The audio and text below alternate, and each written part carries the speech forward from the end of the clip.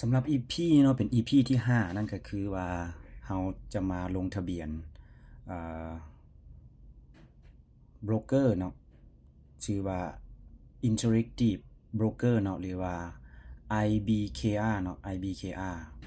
ทุกสิ่งทุกอย่างเนาะที่เราเฮ็ดเราปฏิบัติเนาะถ้าว่าเราบ่ลงมือเฮ็ดก็บ่มีทางที่จะเป็นไปได้เลยเนาะฉะนั้นเรามาลองเฮ็ดนำเลิกกันเลยเนาะว่าสิสามารถสำเร็จได้บ่ก่อนอื่นเข้ามาที่Google นั่นแหละเนาะแล้วก็มาพิมพ์ใส่ Interactive เนาะbroker เนาะหรือว่า IBKR กด enter เข้าไปเนาะจากที่โซคลิปทำอิฐเนาะนั่นก็คือเริ่มลงทะเบียนเนาะตัวนี้เนาะลงทะเบียน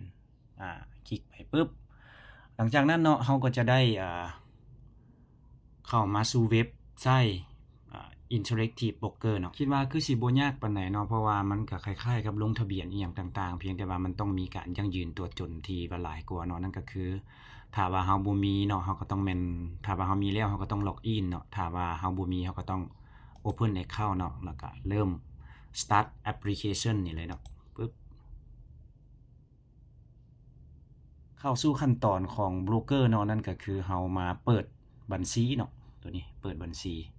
โอเคเรามาเข้าสู่จุดนี้เนาะก็คือcreate user and password สำหรับขั้นตอนนี้แม่นให้ทุกคนประกอบข้อมูลตามนี้เลยเนาะเดี๋ยวมาเบิ่งนํกันตอนสำเร็จเนาะว่าเราประกอบข้อมูลแนวใดขั้นตอนนี้แม่นสำเร็จการลงทะเบียนเนาะแม่นอันเราพิมพ์อีเมลใส่เราพิมพ์อีเมลใส่แล้วก็ใส่อัน